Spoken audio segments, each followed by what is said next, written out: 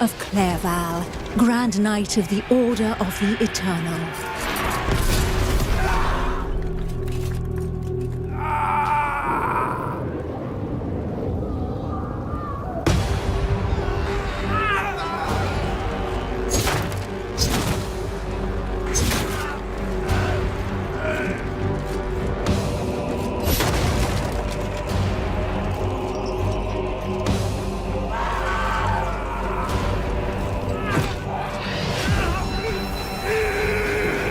The voice of the Dragon Lord blighted people's spirits and petrified their bodies, instilling terror and madness into those who heard it. Never before had a breach so vast been rent between the two worlds.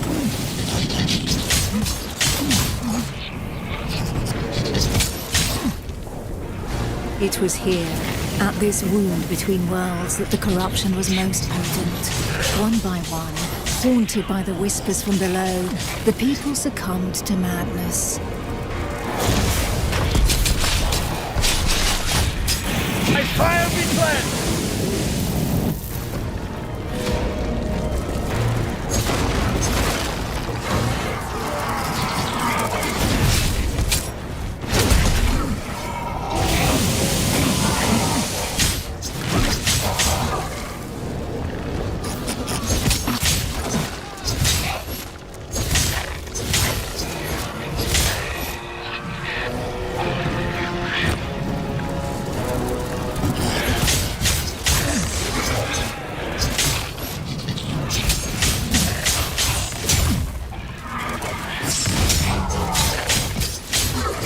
Pitiful in their wretchedness, and too weak to resist the command of their new masters, they drank the blood of the dragon and gave in to depravity.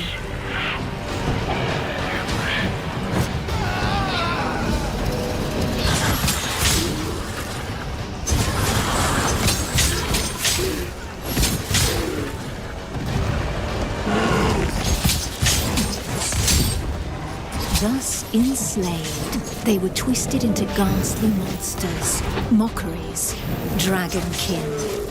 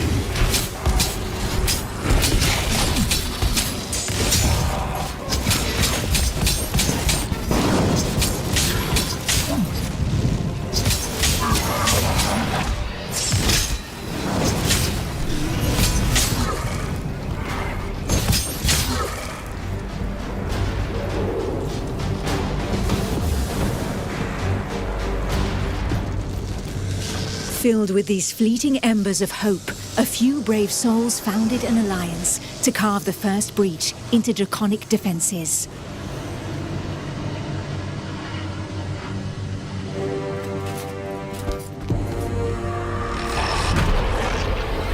Here, the Dragonkin's power was strong. It fused our world with that of the Banished.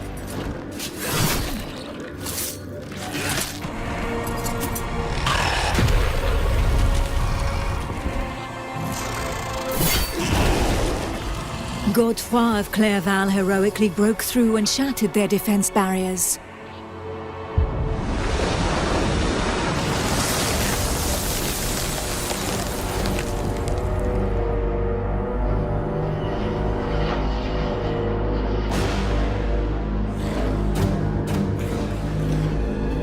This act of bravery, a feat of the righteous alliance of men, allowed me to lend aid to the knights of the Order of the Eternal.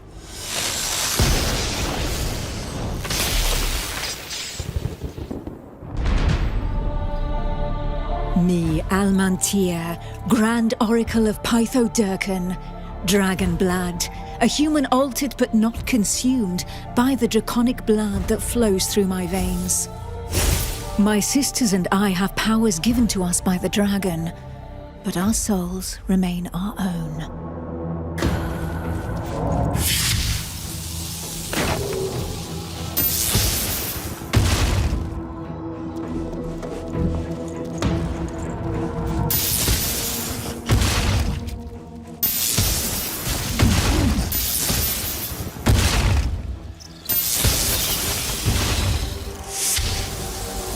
Neither dragonkin nor entirely human, and afforded extraordinary abilities by our forebearers.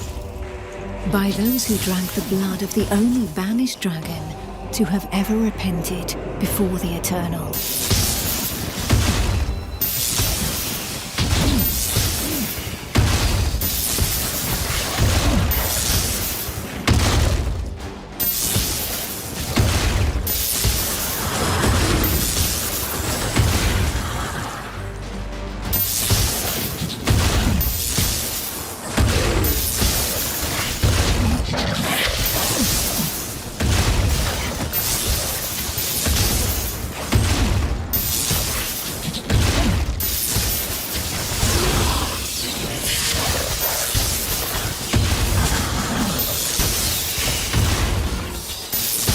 These few drops of draconic blood connected our thoughts to those of the dragons.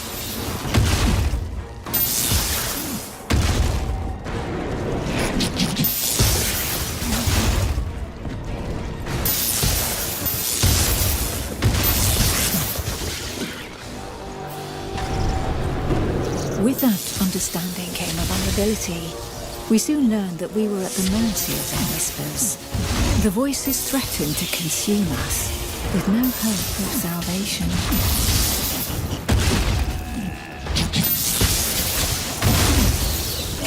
Our civilization fell alongside the blue dragon Pythodurcan, forcing us to live amongst men in the city of the Order of the Eternal.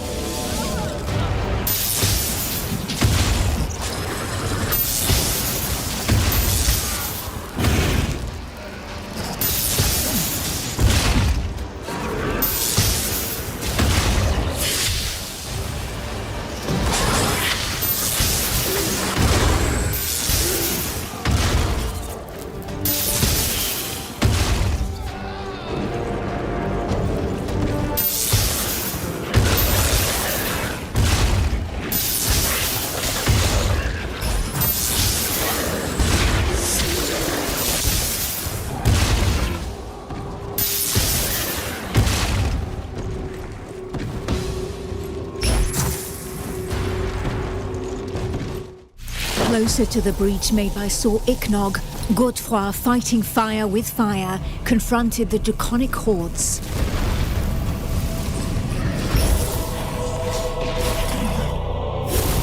I battled by his side, but my strategy was less direct.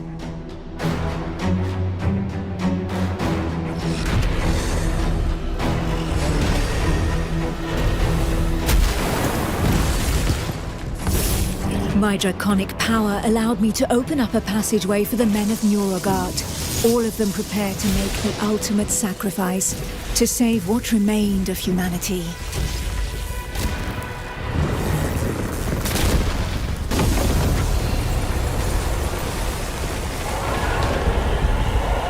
Once this invisible barrier had been breached, they knew that their lives would hang by mere threads. But these warriors from the north cared little for the uncertainties of our plan. A hero's death in the heat of battle with their enemy was the greatest honor that could befall them. Led by the pale dragon blood Harold Truelson, the barbarian fleet had but one objective: to lure the enemy into the open sea and leave the path to the breach vulnerable. If a single vessel reached the coast, then this sacrifice would not have been for naught.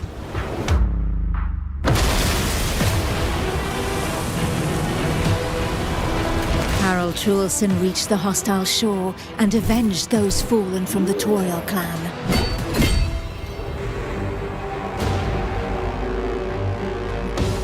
The barbarians of Nuragard feared neither pain nor death, and they welcomed violence as they might an old and familiar friend. Truelson knew this friend better than most.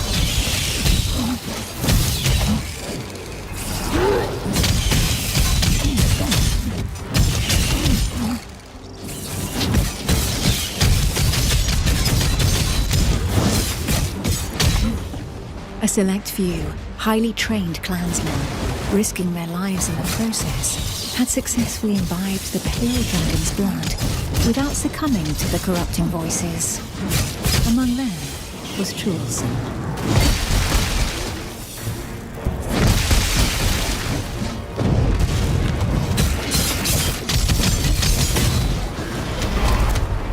To become a dragon blood barbarian, he paid the ultimate price and cast away a portion of his humanity. In exchange, he received draconic powers that he put to use for the Toriel clan, the Eternal, and humanity at large.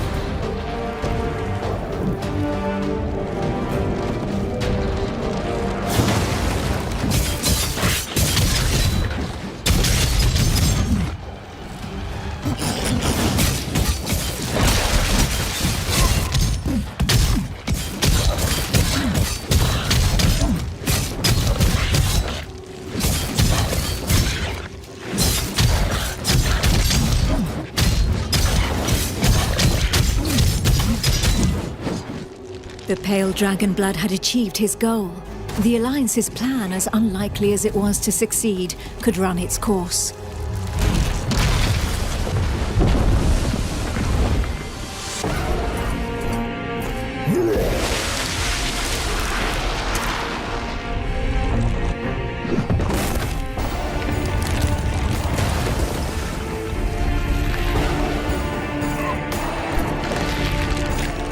The barbarian waited for the signal that would tell him where to carve a bloody path through enemy defenses and lure the dragons far away from the breach.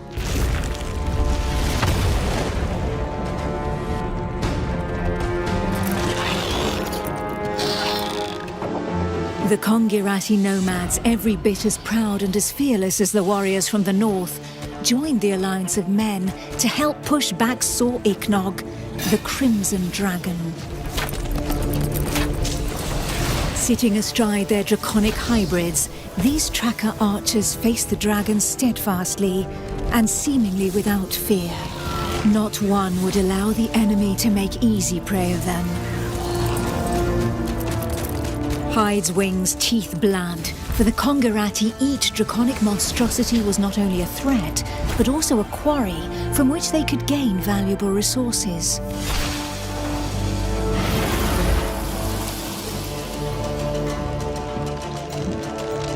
And where others had begged and prayed for divine salvation, these nomads made full use of anything the earth and providence offered them in order to survive.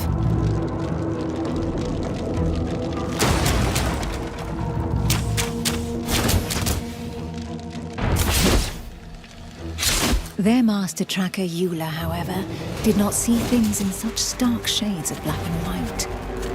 Of all those who made up their number, she was the first to recognize the value of this eternal light.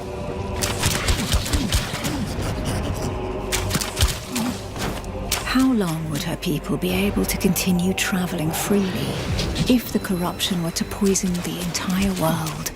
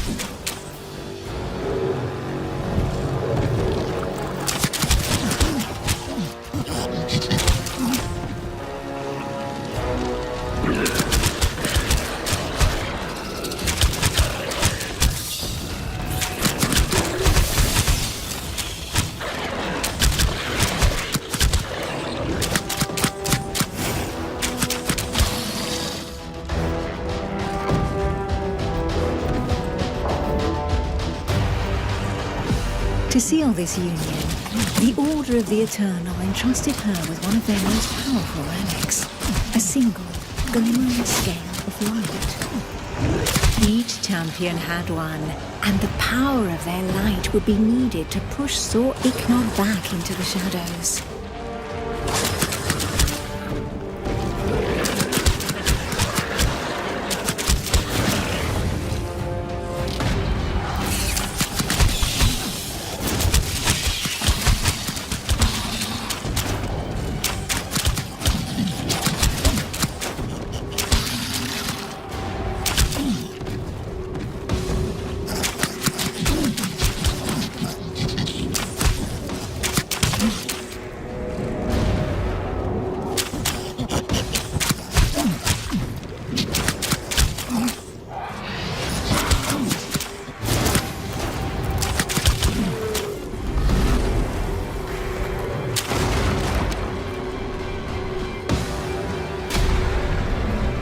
It was up to Eula, armed with her scale of light, to cast the invocation.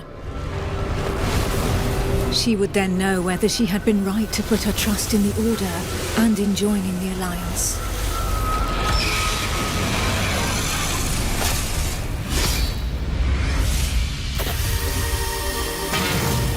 The power of the light was like nothing ever seen before.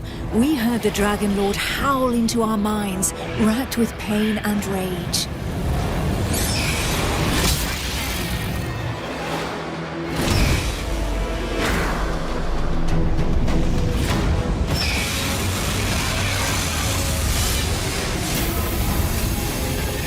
So close to the Dracomundus, our souls suffered as from 1,000 deaths, but we held fast to our positions.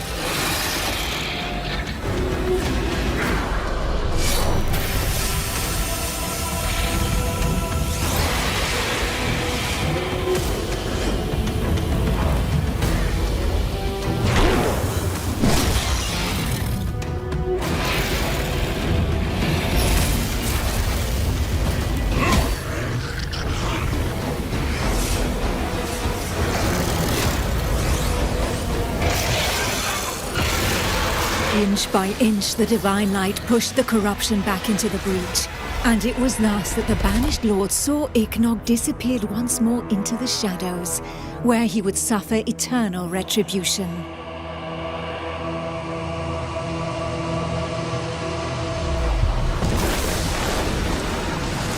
Once calm fell, we were all that was left, the sole witnesses to the feat accomplished by the alliance of men. But more than ever, we knew that the taint of draconic depravity still festered in the depths of the abyss, impatient to break free once more. Thus, from the union of men and their allies that stood together in the face of the draconic threat, an elite corps was established within the Order of the Eternal. The Dragon Hunters.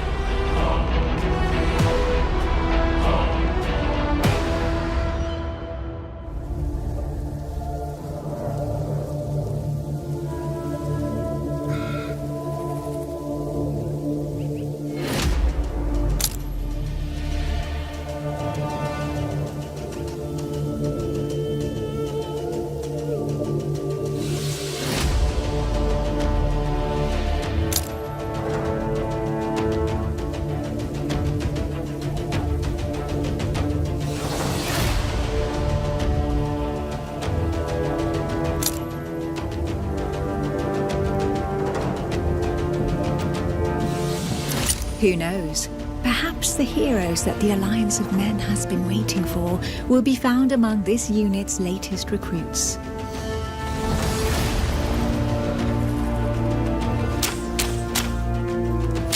This one is marked.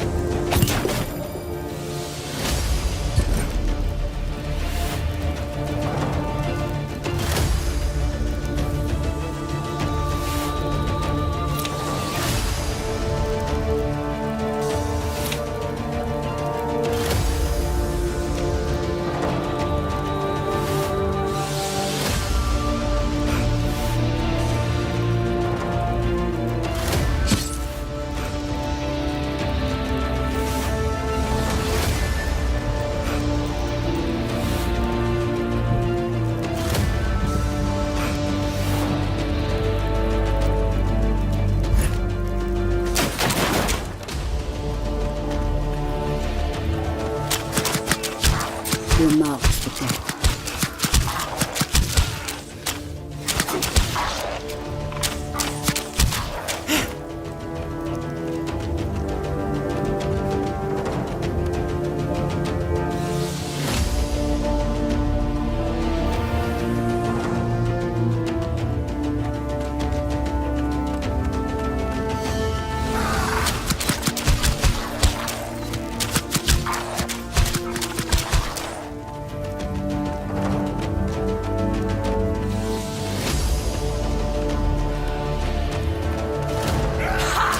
Ready to kill.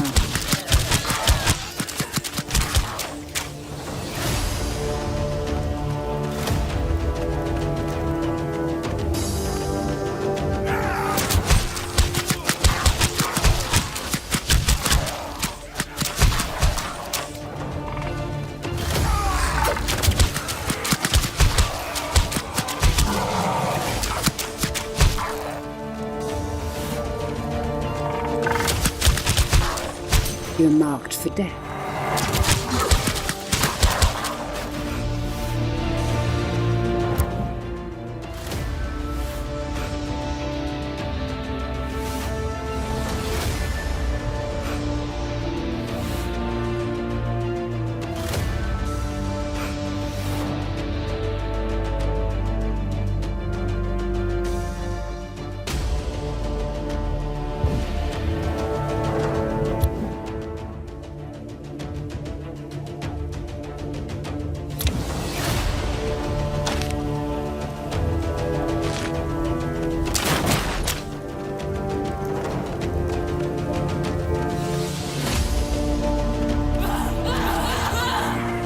There they are. Nicely done, Song Khan. Take care of yourself, apprentice. There are dragonkin gathered here. These are the ones that killed Yorn's brother. I know they're poison. Let us eliminate them. We cannot let them establish themselves this close to Montesky.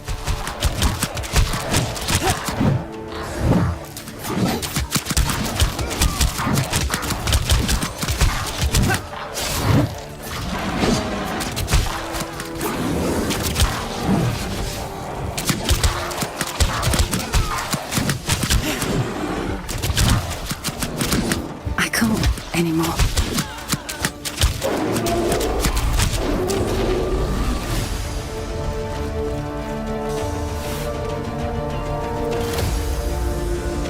Is anyone hurt? Sonkan? Apprentice? We're fine. Somehow. But what is this totem? It seems as though all the Dragonkin were heading straight for it. Our apprentice was able to find us by following them. Astria, you're the expert in draconic rites.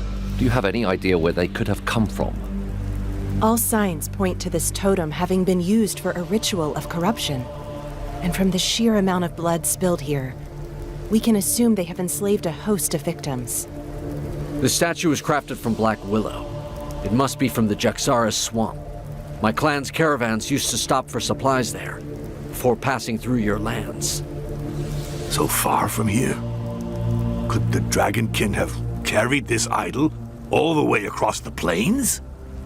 There would have to be countless adepts among their number if so. We must warn the Council of Montesky without delay. Given the scale of this invasion, it should not be difficult to win the Councilors over. They'll surely decide to attack in force. Perhaps it would be best to learn more about our enemy before rushing in. If we are to root out a cult of this size, we need to avoid making any hasty decisions. There would be one way to learn more about these creatures. A reconnaissance mission. If we send a small group, they may go unnoticed. A few skilled soldiers need only enter their lands and target their sanctuaries and camps. Then we'll see how they respond. We need to leave before reinforcements arrive from the plains. But this would allow us to gather information while also creating a diversion. So be it. The apprentice will accompany Sonkan while we protect the borderlands around the Alliance. The apprentice will gain a bit of experience in the company of a tracker. All that leaves is the accolade, and to make her a dragon hunter officially.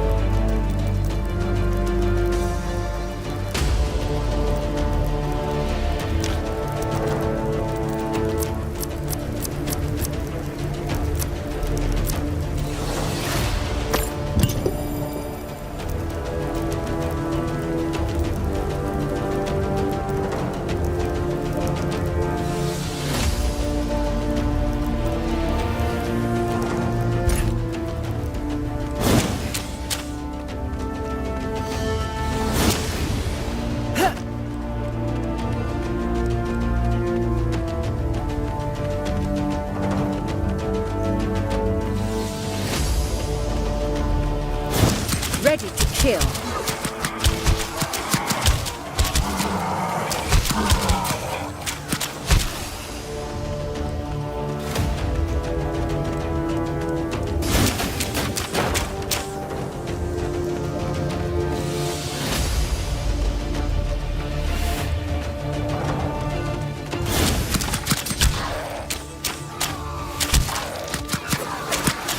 This one is marked.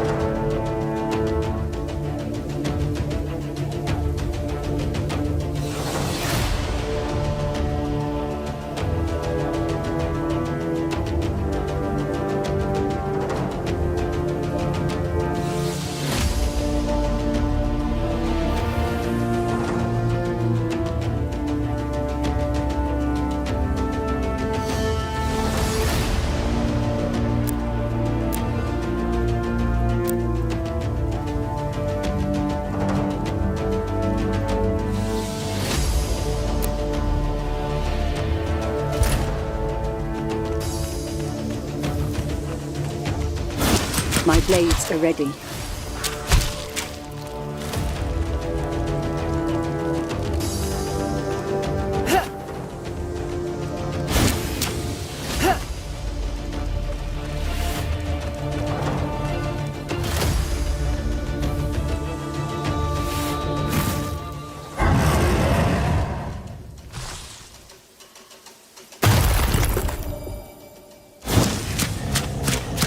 Ready to kill.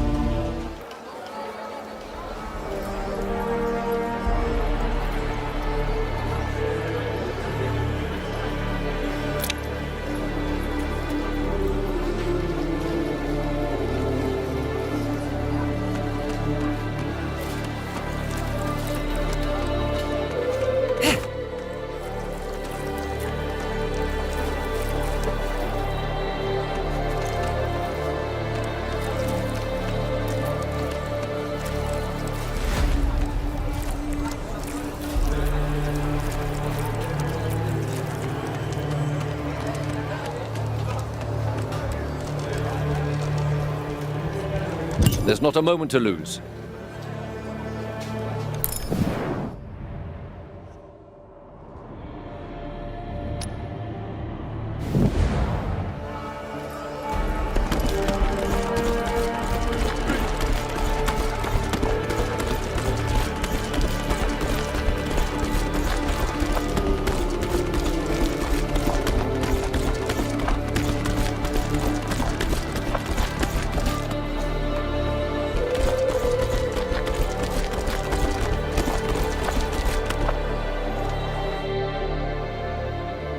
The Dragonkin number more than ever, and they are rapidly gaining ground.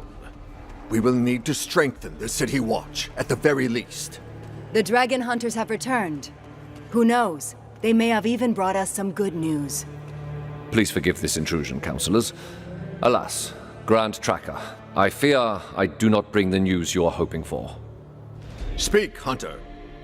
As you ordered, we found the Dragonkin that killed one of our own. In doing so, we discovered an ascendant cult, one which swells in number. They are practicing corruption rituals in the plains around Montesky. According to Sankan, the idols they are using are from Jaxara, and the ground there was drenched in dragon's blood. I fear that their intentions have been made all too clear. They have come to desecrate the plains? This close to Montesky? How have they been able to escape our notice for so long? We will need to act before they are able to launch an assault. With your permission, Counselor, allow me to conduct a reconnaissance mission into enemy territory together with the apprentice. I know these lands well, since the Conqueror used to trade here. 2 hunters against an army of adepts? You cannot be serious. The Dragonkin have flooded the plains, de Clerval, and redoubled their assaults against my clan. This hunter strategy would allow us to combat them on several fronts. This is so. Allow Sankan and the apprentice to gather information at least. I will oversee them, and if there is need for it, we will call them back. I suggest we put our trust in our hunters, Auspex. And what of the apprentice? She is ready, Auspex. Then your plan will have my support. High Priest Cornelis, Proceed with the accolade. Kneel, apprentice. Today, before the Eternal, you commit to our fight against the dragons until they draw their last breath, to hunting those who serve them, to sealing the breaches to their vile prison of Dracomundus forevermore, to ridding humanity of their corruption. As a token of your sacrifice, please take this scale of light. It is a relic of Muriel, the Drakiel who, long ago, managed to banish these ungodly creatures together with the Eternal. It will protect you from the corrupting influence of their voices. Today, it will make you a protector of humanity, a blade of the Eternal, a hunter of dragons. Arise, hunter. Non Draco sit mihi dukes. Let not the dragon guide me.